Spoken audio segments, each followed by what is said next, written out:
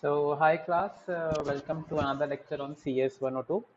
So, we shall be beginning structures today, a new concept, though it's quite easy and very intuitive to understand. So, let me just share the screen, share screen one. Okay, yeah, so just come to the file option, click on open folder, and in the Dropbox, we are on June 10. We are lagging one lecture because of the power failure. So, lecture 24, Thursday, June 10, and select the folder. Right, I have already opened this, and let us come to our dashboard also. Right,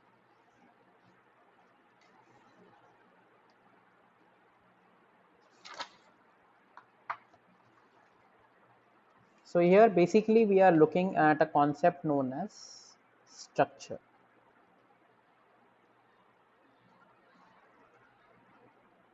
Now, why structure is required and what are the requirements and what are the syntax, we will see it soon.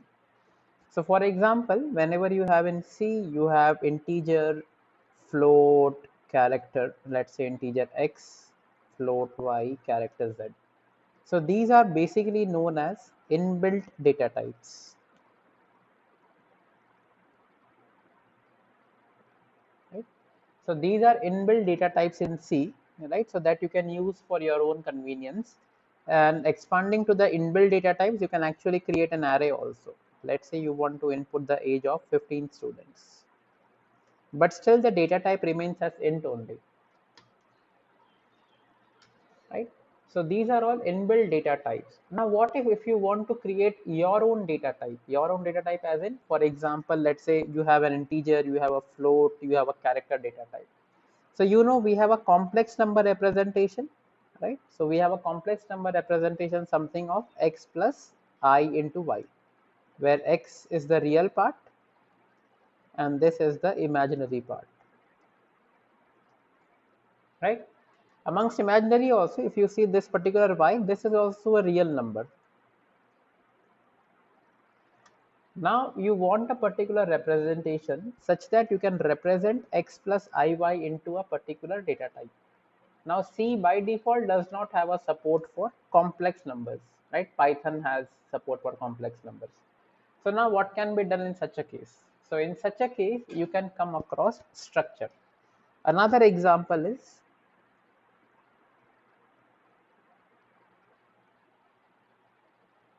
let's say you want to have a class record of student. Class record for students. So let's say in your class there are roughly 395 students in the class, and let's say I need their height,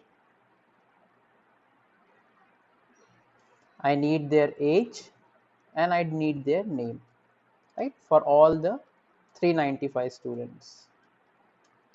Okay.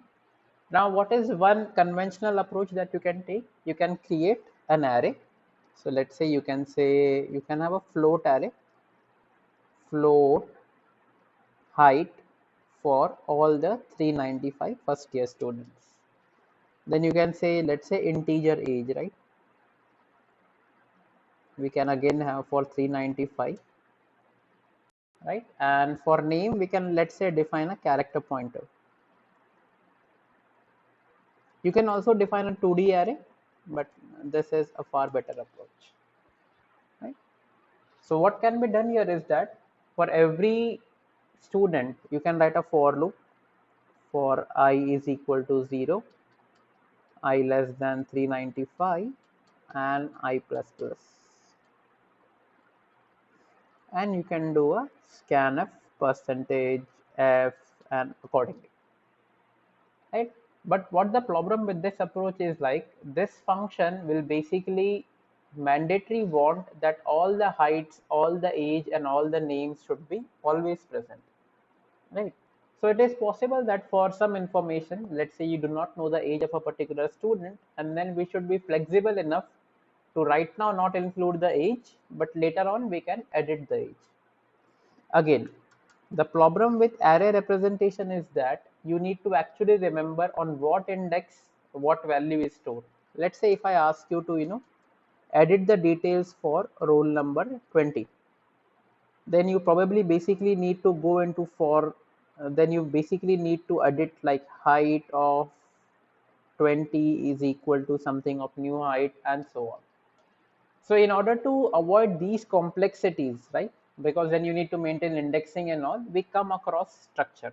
So let us directly jump into an example for structure, right? So see, this is a very simple example, right? And we will just see how structure declarations and all those things take place. So see, I'm defining here struct. So struct is a keyword for structure, right? Struct is a keyword, and then we define the name of the structure, which is in our case is known as student. What do I do here is I define two parameters here, integer roll number and character name. So now what does this basically mean? So let me come to the board again.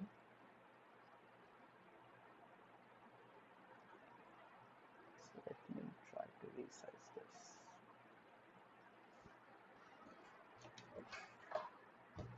So when I'm doing structure student, I am saying integer roll number,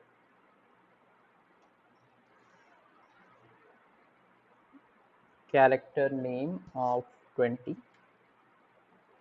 Yeah, remember this semicolon is very important in structure, right? So you can see that there is a semicolon here. This again is very important. So let me just see whether if I have descriptions. Okay, guys, just a minute.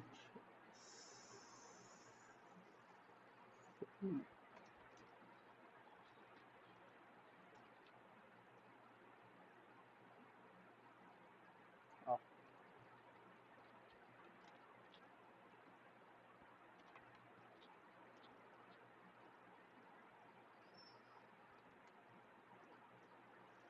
okay.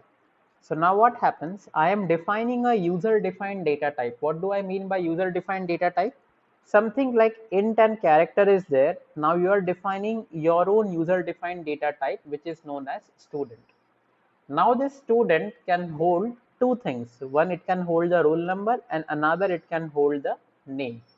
Right? So once you get a hang of the program, you will actually understand how easy it is through structures. So now I'm coming through void main. Remember, structures can be global as well as local. So this is an example of a global structure because see, it is declared outside the main, right? It is declared outside the main. So it's a global structure.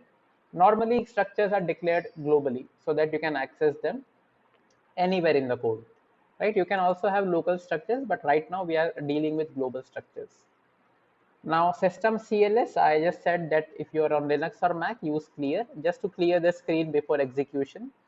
So see, now what I am defining, let's say, as I said, structure student is something of int or character, but it is user defined, right? So now in order to declare a variable of this particular type, so let's say if I say you, okay, I want two integers. So what will you do? You will say integer x comma y. Now if I tell you, okay, structure is a user defined data type. Now I need to have two variables of this particular type. So what you will do, you will basically write struct student, right? And then you can have S1 and S2. See, because struct student is something like an int or float. Like you can assume it like an int and float, but you actually define it for your own convenience.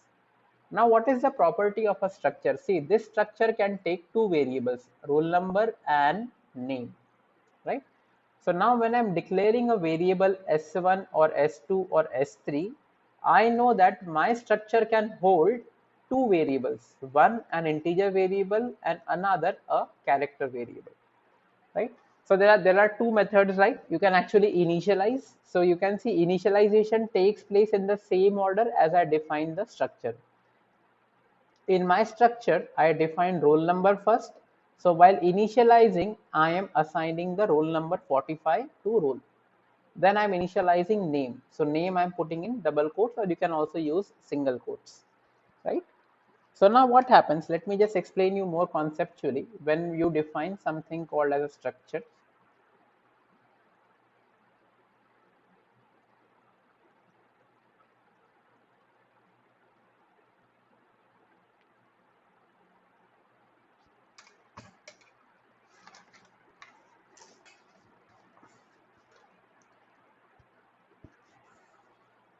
So when you say struct struct student integer role character name of 20 and a semicolon here. So what basically, how much memory does roll number take place in the system? It takes 4 bytes. Why? Because it's an integer. And along with it, we are giving 20 bytes to character name of 20, right? So when you are defining in this particular fashion,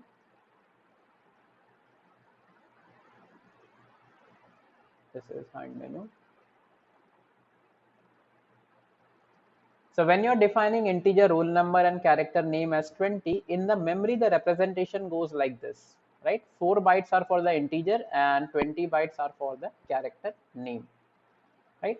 Now what happens when you define structure student S1, right? When you say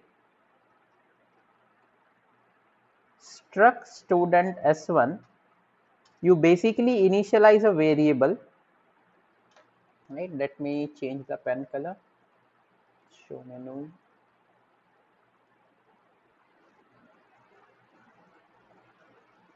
So when you define structure student S1 as a variable, a new variable is created with 24 bytes, right? So total is 24 bytes.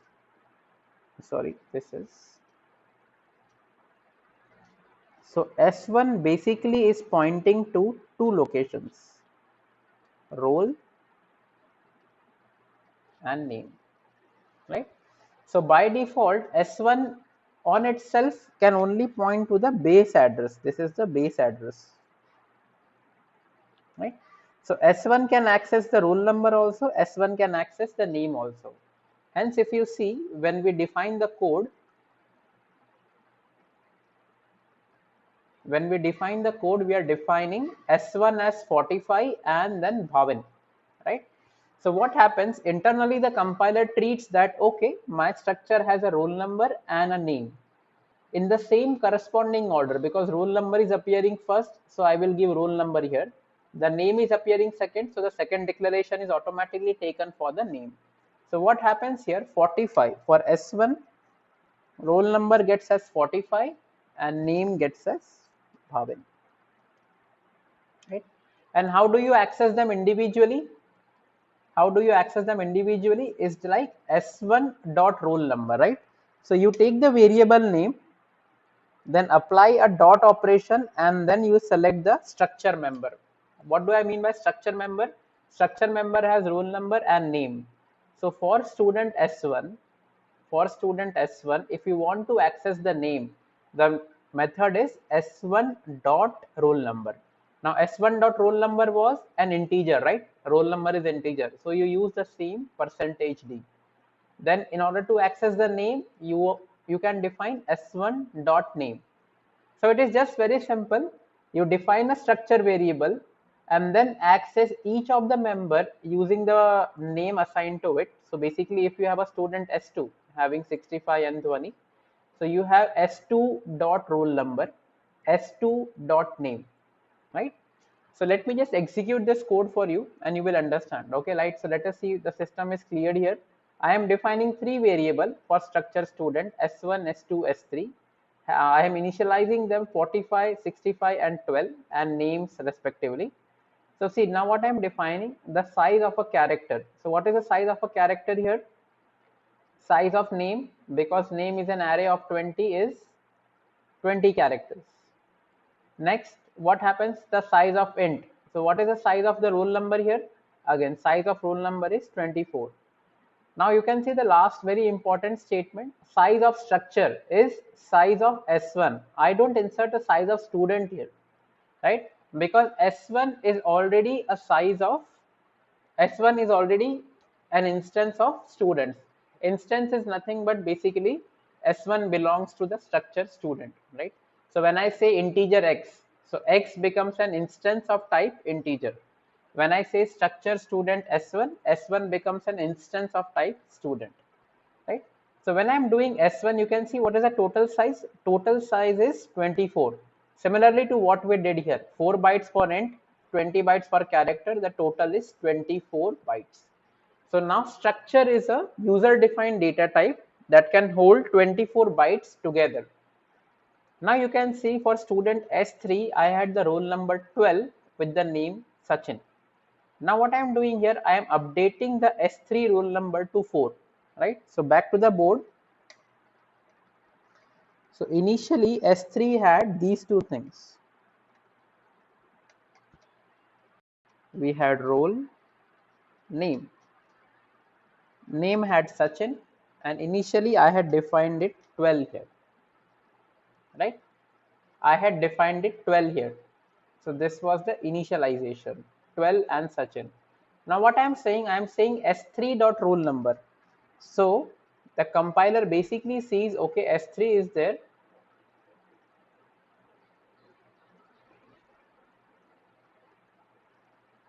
So S3 had 12. So now we are defining, okay, this is always on top. We are defining S3 roll number as 4. So what happened? It comes to S3 and S3 dot roll. So it overwrites 12 with the value 4, right? So now the value of 12 is lost. So basically when you see, when I'm displaying S3 dot roll number, instead of 12, basically 4 comes out, right? So in a way you can also change the other parameters also, right? So for example, let's say if you want to change S2 dot roll number, which was 65 initially, so what I can do, S2 dot roll number is 11, and you can then overwrite 65 with 11. If you want to change the name, you can actually use string copy, right? So this is how the roll number is also getting updated. So now you can see that structure is your own defined data type that can actually hold two parameters. You can actually define n number of parameters also. You can also have, let's say, float, height, and all those things. You can define it as long as you want, and you can easily access the members. So now you easily know that instead of array indexing, you know that, okay, I am referring to student S3, so I am directly giving the values instead of referring to them by an index if we were using arrays. So let us see another program. This is again a very simple program. Again, I'm defining structured distance, and I'm taking distance in terms of feet and inches, right? So I think a better example would be to replace distance by height, right? So let's say I want to record the height of a person. Now the height of a person is into feet and inches, like 5'3", 5 feet 3 inches, 6 feet 1 inch, right? For something on an average. So now you are basically, for every variable height, you need to keep a record of two things. You need to keep a record of feet and inches. You can of course use an array of feet and inches and record both, but we will using the structure. So we are defining structure height, right? Use the opening curly braces and closing curly braces followed by a semicolon, right? So just like you saw global variables and local variables, structure also has global and local variables, right? So now if you can see this particular structure D1, I am defining outside main, right? This structure I am defining outside main. So this becomes a global variable. So anything like D1 dot feet, I can access anywhere in the program, even in functions directly, right? And another is structure height D2. So what I said for seeing the scope, the place where it is defined, go upstairs, locate the opening braces and locate the closing brace. So basically D2 has a scope of only from line 16 to line number 30. But for structure, it does not have an opening curly brace above, so this becomes a global variable. So now what I'm doing D1 dot feet, right? To access the structure members, you use the dot operator, right? There is also an arrow operator that we will be seeing later. So I am doing D1 dot feet is 23. So when I'm defining d1, right? So in this case, what will happen? Integer and float both takes 4 byte in the memory. So let us add a new slide here. So we are defining structure height, right? And we have integer feet, and we have float inches. Don't forget the semicolon at the last.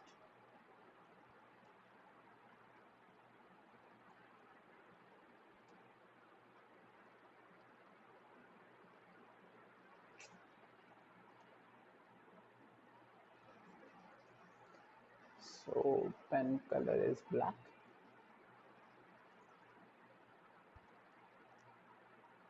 So we have structure height,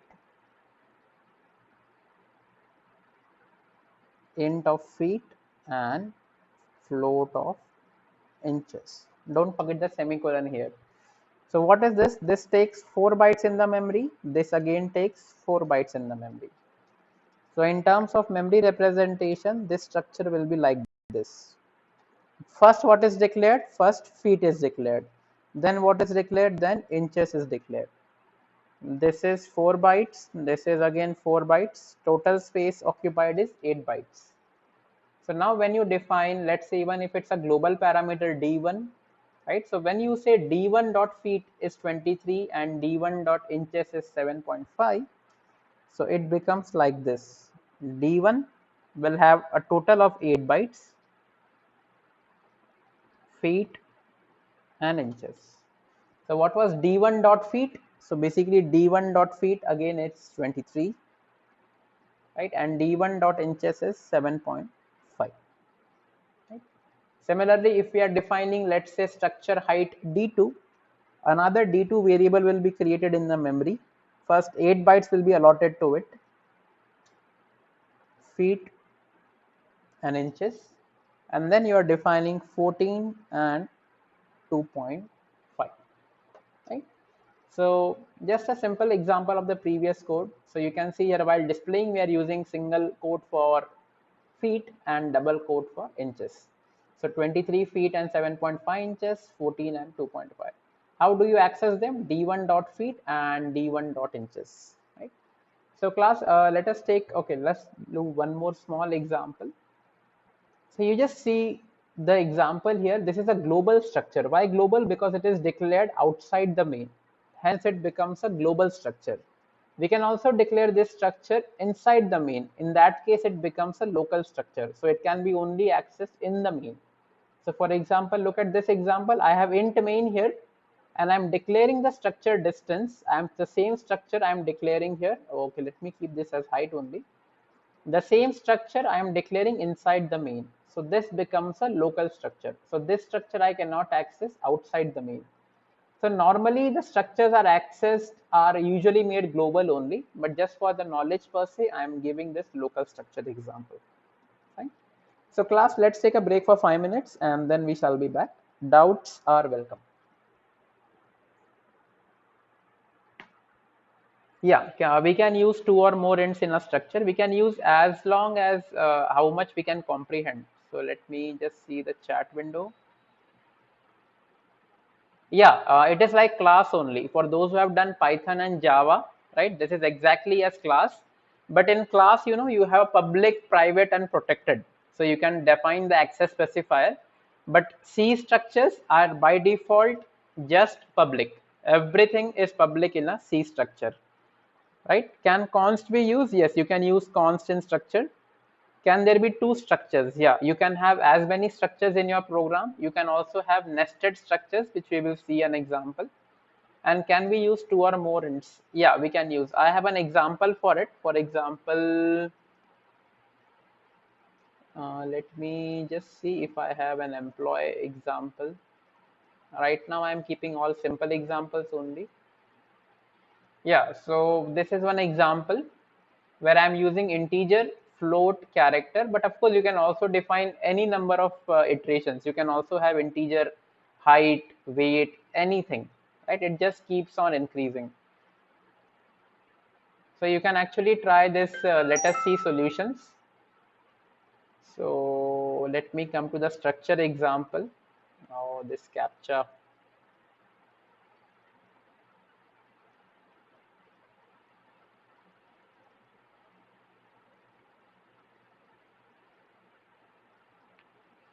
right? So you can see here we have an example here. Exercise 1, roll number, name, department, course, and year of joining, right? So we have roll number. So it is taking integer roll number, then name. So name it is taking as an array, then department, computer science, electronics, again a department, course is again the name, and year of joining. So you can see this structure data basic basically has 5 parameters. It has 2 ints and 3 characters. You can also have float also, right? And in this way it is initializing. I will just teach you this method also, right? So guys, please practice using this particular website. If we Okay, are the addresses of the variables in a structure adjacent or continuous? I will explain you. They are not exactly adjacent. I will just bring this point to you. I have a program for it. If we initialize variable in a struct and then create two structure. Okay, Danish Raza, can you, if we initialize variable in struct, then create two structure. Yeah, so you cannot initialize a structure in like this fashion, right? You cannot have something like int age equal to 12 and float weight equal to 50. You cannot do like this, right? So this is not the way how you initialize structures. I think Danish, you had this particular query only, right? So you only declare the basic structure. Okay, so when you declare a structure, you basically just say, okay, I just want to have an integer, a float, and a character. This is like a skeleton actually, right? You do not define any initial values. You only define initial values when you access the structures from the main or any particular function, right? So in C++, you have, yeah, what was the benefit of?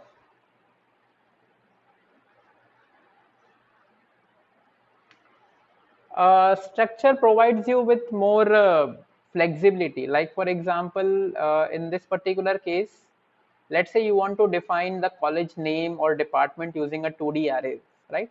See, string you can do using the 2D array or using a string copy function, right? So as such, no advantage of using that. But in particular case, for example, in this, create a structure to specify the data of students. If you were using an array, so keeping a track record of this would have been really, really difficult, right? But when you create a structure, you can directly access them using kind of a variable names, right? S1, S2, S3, S4, something of that sort. That's the only difference. But anything that you can do using structure can also be done using arrays. Exactly same concept. In fact, internally structures also use array only, right? So when you have, like in this case only, if you see, I'm using for 5 variables, I'm actually using an array only, kind of an array. If you can see, nom, nos of I, nos of I, nos of I. So that's it.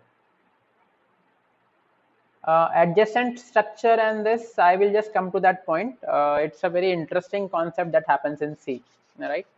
So probably I have an example on, okay, we will just come back to it.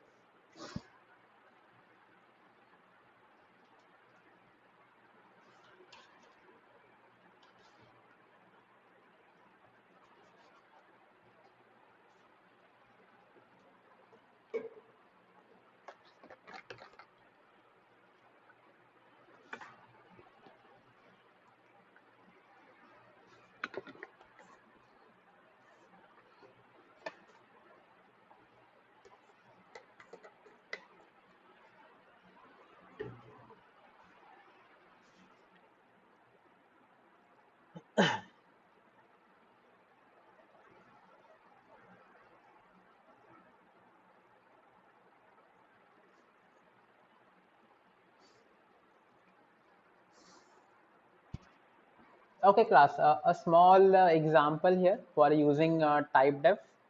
So typedef is nothing but basically assigning a short name to something. Basically in computer science terms, it is known as an alias. So see, whenever you are defining, let's say, a structure student, right? So this is actually another way. Okay, let me come back to a previous example, this one, right? So see, when you had a structure height for feet and inches, so whenever you are defining a variable, let's say d1 or d2, you had to actually write the entire thing, right? Struct height. So whatever is written here, you had to copy the entire thing. So there is a thing known as typedef. So typedef means type define. And let's say you want to, instead of writing structure height, let's say you want to refer it by capital H, right? So whenever you are using a type define, you means that anywhere in my code, now I will use structure height. Instead of that, I will actually use the capital H. So internally, what you can see whenever you are doing type define, what I can do is I can define here H as, because you're using this particular thing, so that means structure height will be defined or will be aliased or will be referred to by capital H. So let me just execute the code. So you can see the output of the code remains the same, right? So it is just a shorthand, you can just say. Shorthand means you are basically just saying ki, okay, instead of writing the complete struct height everything, I am just defining structure height to be referred by a capital H. That's it. You know, it's just like when you keep your desktop shortcuts in Windows, right? You can have your own name for that shortcut link, right? So there is nothing new to it. There is no concept, nothing. So for example, in this particular case, structure student was there. I am type defining it to status. So instead of writing struct student S1, I can just write status record. So for more conceptual understanding, let me, so basically, these two basically are the same thing. It's upon your convenience. You can use type define or you can actually use structure student to define your own thing. It hardly makes a difference of one word, struct, right? So these both basically refer to the same thing. If you are using type define status, you can directly write status record. If you are not using type define, you can just write struct student. It is just a programming convenience. There is no correct or wrong in this. It is just how do you feel, right? So let me just write it like this, equivalent to structure this, right? So in this case, what I'm doing, I'm defining a structure student having its roll number or ID, a name, and the percentage of marks obtained, right? So what I'm doing here, I'm actually initializing. See, I'm saying that the roll number is 1. For name, I'm using string copy function, and for record, I'm percentage, I'm defining it to be 86.5. All these things you can actually take as scanf also, that we will actually see how can you do it, right? So we are predefining here, right? So for example, I can also do something of, let's say, scanf record is basically integer, so I can do a %d and I just write ampersand record dot id. So let me just overcome this and I will write printf. I will say enter the record, enter the ID of student. This is a semicolon here. Okay, okay, semicolon here also. So let's say the enter of ID is 56. So you can see the ID has come 56, right? So the same thing, whenever you are doing scanf, you use the basic structure, you use ampersand, and then because record can refer to ID, name, and percentage, you have to specify using the dot operator, which exactly you are referring to, right? So structures, again, as such, there is nothing new in structure except for the fact that you get more power and flexibility, right? So whenever you are using data structures like stack, queue, binary tree, and all these things, right, you basically make use of structure because those are not defined internally by C themselves. So structure has a huge application in whatever program that you particularly write. right? So the next program is print student data using structure. This is again the same program, but this time I'm taking everything as an input instead of defining like previous case. So I have a structure student, right? I'm using roll number and name. So two things. So see, when I'm doing scanf, I'm using S1 because S1 is a variable of type structure student. Then S1 dot roll number, S1 dot name, right? So let me just run the code. Okay. CLS. Why is this not printing?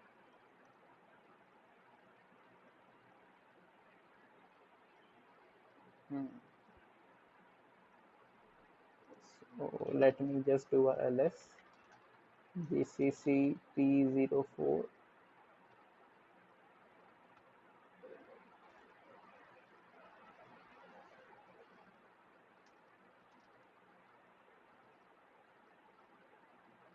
Oh, that is fine, but still it is giving a file not found error.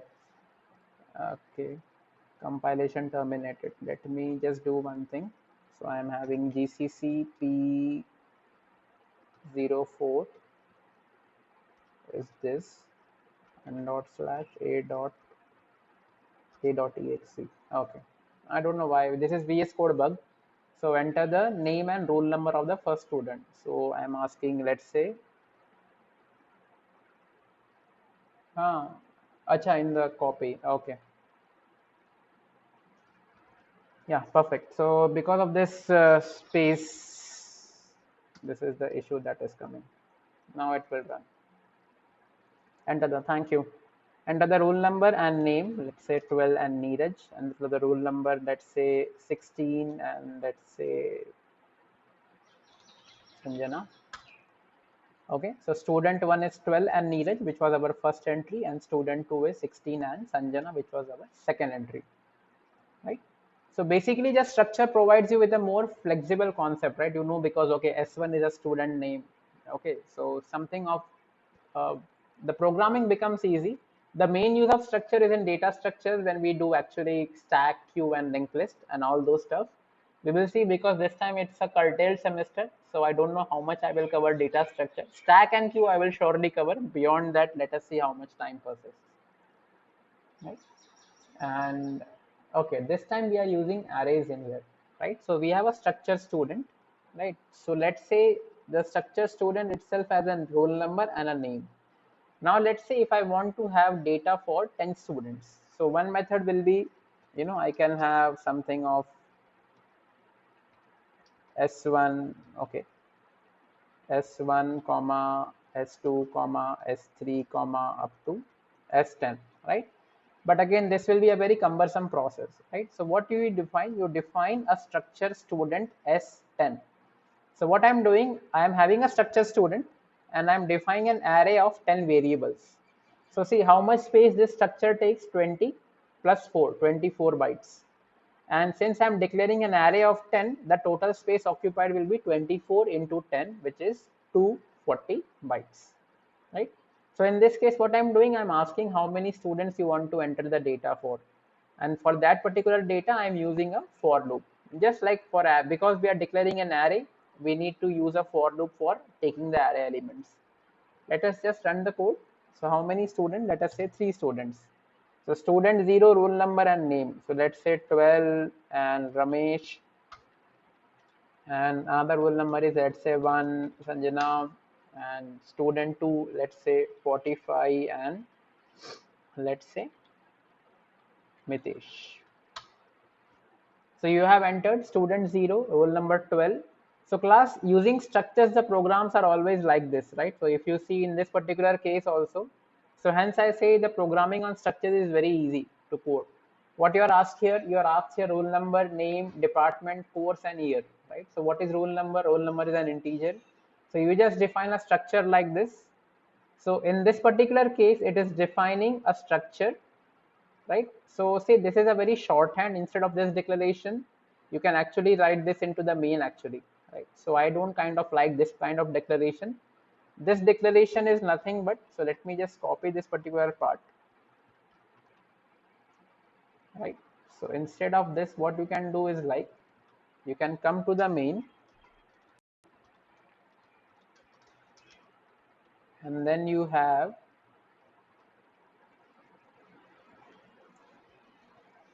so this is an equivalent declaration, right? So what you're defining NOS to be a structured data for 450 students, right?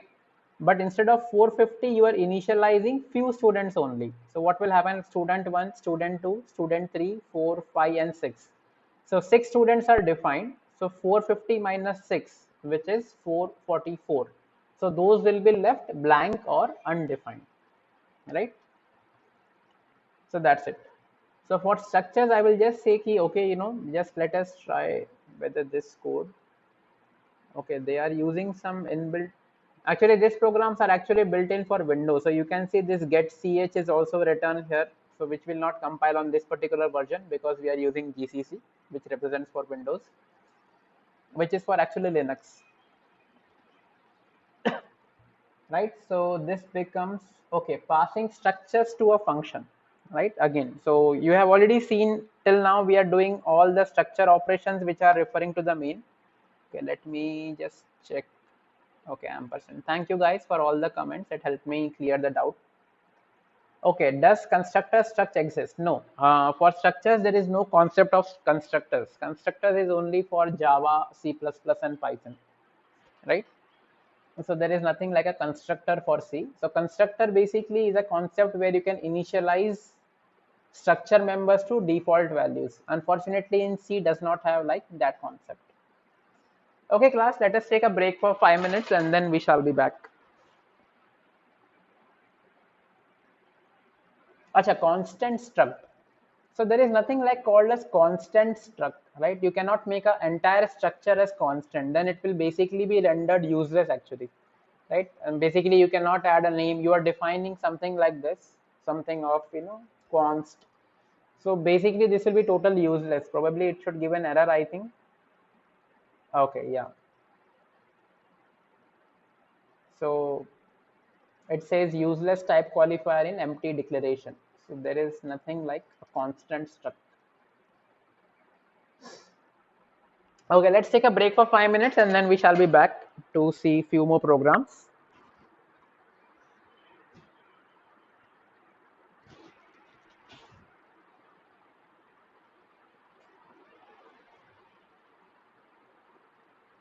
Yes.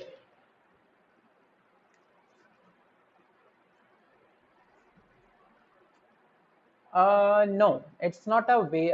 See, when you define a particular variable, right? So that variable, as I said in the notes here, the variable can refer to this entire memory location.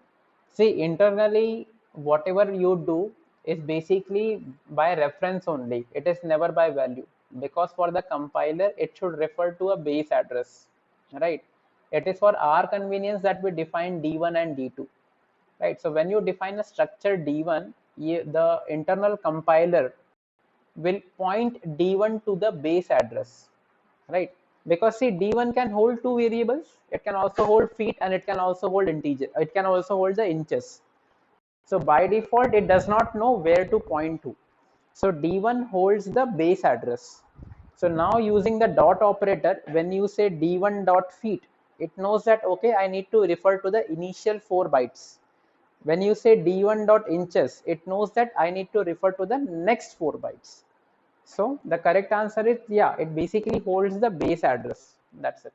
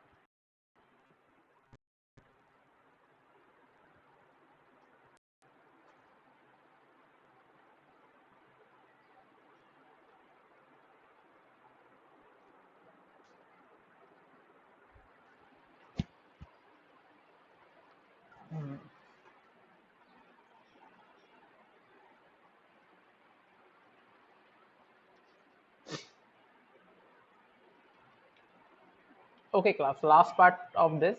So passing structures to a function, right? So you can also pass a structure to a function. How do you do that? We have a struct student, right? I'm defining struct student s1, right? So what happens here is that I am taking the name, right? And I'm also taking the age in this particular case. Fine. So see, in display, what I'm doing, I'm actually passing the structure s1, right? I'm passing the structure s1 itself. I'm not individually passing s1 dot name. I can actually also pass the individual names also. There is no harm in that. But let us see the output, right? Okay, I'm not using system dot clear here. System dot cls, right? Enter name, let's say Mayank, and let's say 15, right? So what happens here when I'm entering the name and age, s1 dot name and s1 dot age basically have stored 15, and the age, sorry, s1 dot name is Mayank and s1 dot age is 15. When I'm passing s1 here, so what happened, s1 basically gets copied to s. This is just like pass by value, right? So when I'm displaying this particular name here, so what I'm doing, because s1 had contained Mayank and 15, this gets copied here. Fine. And when it gets copied, s1 dot name and s1 dot age are basically displayed. So basically it's just like when you are having integer x and y as input, and to the function you are calling it as integer a comma b. So x gets copied to a, y gets copied to b. Similarly, s1 gets copied to s, right? So just let us check once whether this is by reference or by this. So let us do one thing. So we are doing s dot age is equal to 15, right? So age, okay, now let us update this to, let's say 78, and then in the main also let us see whether it is, this will become s1 dot age. So name, let's say, is Nitin, and age is 45. Okay, so you can see that in the function, so this is basically a call by value, because this gets entirely copied to s1, and in the s1 I'm updating the age to 78, which is basically reflected in the function. Age is updated to 78, but in the main the age remains as 45 only. So this shows that we are passing the structure by value and not by reference. You can of course pass by reference. You can use an ampersand here. That program probably should come in the next part. So now how do you return structure from a function, right? So let us say again a very simple example, structure student, name and age, fine. So let us just run the code. Let us say the name is Nitin and age is, let's say, 45. So what I'm doing here, I'm straight away calling the function get information, and you can see that structure student s, right? So I'm saying s equal to get information. Now get information should return something which is of type s. What is the type of s? The type of s is structure, right? So now let us see what happens in get information. In the get information, you can see I'm defining a structure variable s1, right? As you see, because structures are globally declared, I can directly access structure s1, right? I am not passing anything to this structure. So structure student s1, I am taking the name and age in the function, and what I am doing, I am returning the structure variable s1 here. So you can see the return type is structure student, indicating that we are returning a structure variable. So when s1 is returned, so basically internally what happens here, s is equal to s1, right? This happens internally, and then I am displaying the s dot name and s dot age. So just like standard float and int, just instead of that, now we are basically returning of the type structure. And since structure is a global variable, it's basically global declared, you can directly declare a new structure variable or a structure instance. Object we don't directly use in C, you use it in C++, or you can also say, okay, S1 is an object of structure. But usually we refer classes and objects in a more technical manner. So again, a very simple concept. You are returning S1. What was S1? S1 of the was of type structure student. Okay, this particular thing, a very standard thing actually. So this is how it works. So it takes a input from the user until /n is entered. So class, this is a very standard way of declaring. I just found it online, so I just thought, okay, I will just say you, right? So if you were to take a character, you would have directly used %s, or you can actually use gets also, right? So this is a very standard declaration. So there is no concept to it, right? So basically this takes all the input. So when you are referring to this cap basically refers to the start of the string. So from the start of the string till I encounter a /n, I am taking all the inputs from the user. So that's it.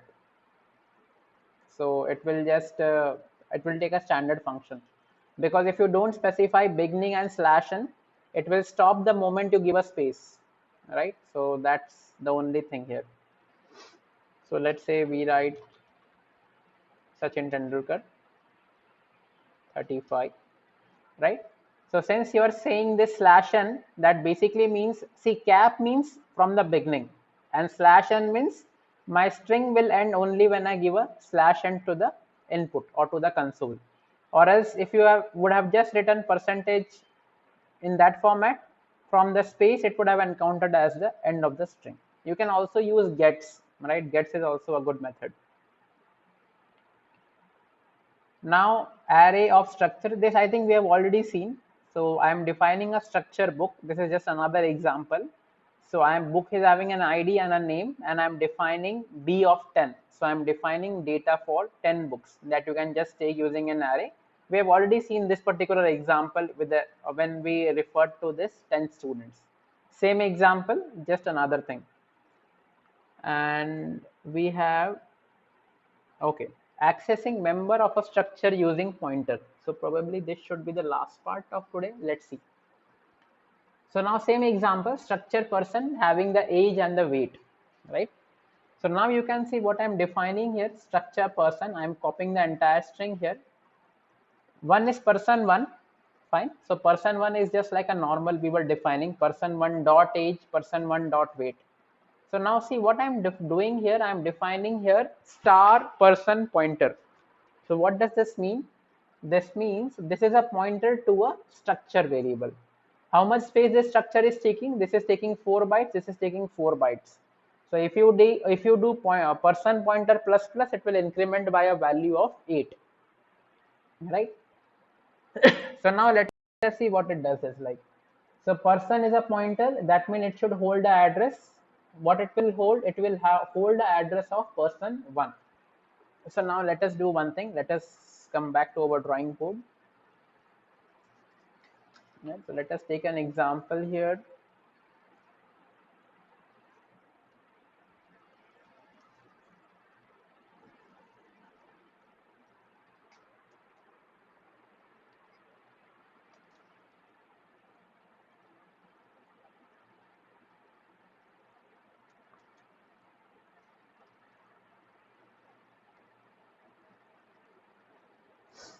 Okay, some strange issue. Okay, so now we have structure person,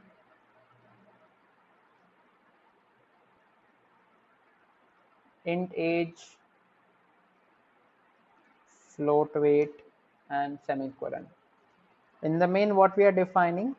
We are defining structure person, that is fine, and we are defining person ptr, and we are defining person one. So this is a pointer, right? So how much our space will be occupied in the memory? 8 bytes. This is the age and weight. So now when I say person one refers to something of this particular age and weight, right? And now we have person ptr is equal to ampersand p1, right? So we have percent ptr is equal to ampersand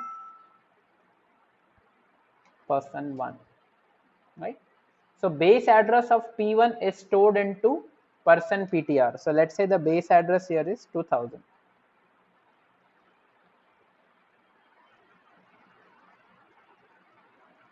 So person ptr is containing now 2000. So now just see, when we were referring, like let's say in this particular example, when we were referring D2, right? When we were referring D2, since it was not a pointer, we were using the dot operator, D2 dot feet, D2 dot inches, right? Since it was not a pointer. Now, since we are using a pointer, see person PTR is a pointer, right? So now how do you refer that to a, when you refer something by a pointer, we use the arrow operator. See now person PTR basically contains the base address, right? So person PTR basically contains the base address. Since it's a pointer, this is just a notation class. Just remember this like a notation. If you are using a pointer, see person PTR is a pointer here. So with pointer, you cannot use the dot operator. It is not allowed. With pointer, you have to use this arrow operator, that is minus and the greater than sign. This is just a notation, that's it. The output still remains the same. So let me just write system CLS. So enter age, let's say is 15, enter weight, let's say 55. So age is 15 and weight is 55. The only difference here is like instead of age, so let me just copy this entire thing. Okay, just let me instead of, okay, control C, control H, person 2 and dot.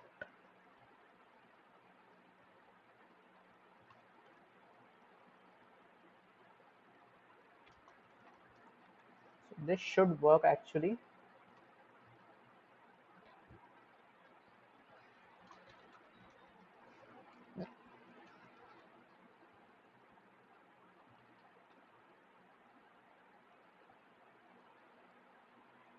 Enter age 15, let's say weight is 43. Enter age for person 2. Person 2 is like, let's say the age is 34. Enter weight for person 2 is 63, right? So guys, this actually works. So let me just make it a bit more clean up.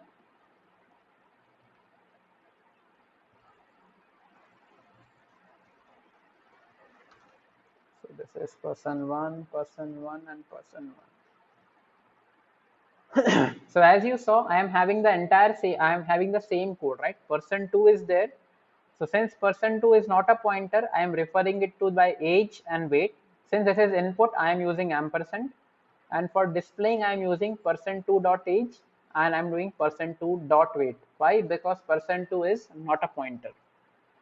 When I'm having person of a pointer of structure type, right? So basically this is a pointer representing structure person. What will I do? Basically, I will use the arrow operator. See, I am using this minus and greater than sign. The rest of the thing remains the same. So it's just a notation, it's just a syntax. That's it. So once again, let us run the code. Enter age of person 1, let's say 15. The weight of person 1, let's say is 32. Displaying person 1, age is 15, weight is 32. For this, let's say age is this and weight is 65. So I'm using age as 34, weight as 65. I just copy pasted the code near you only just to show that it's just a syntax. We use the arrow operator with pointers, and yeah, this is an operator. This is known as arrow operator.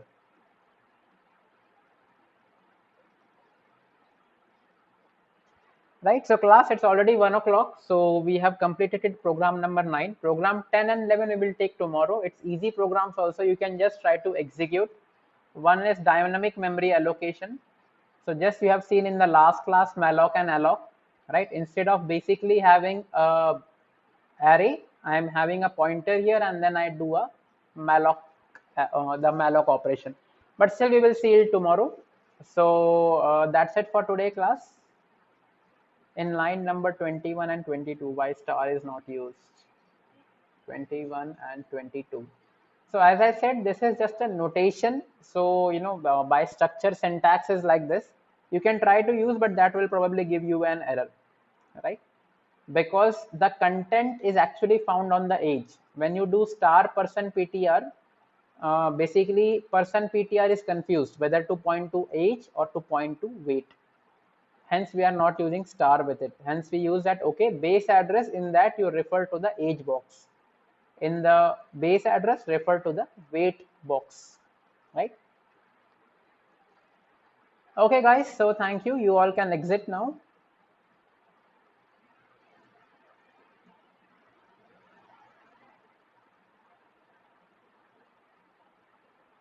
Okay. Okay, ampersand before percent in scanf, right? So ampersand before percent, because in scanf you use the ampersand operator. Although this refers to the base address only, in a scanf you basically need to use ampersand, right? Whenever you take an integer input, you use a scanf, right? Scanf you use ampersand. Same concept.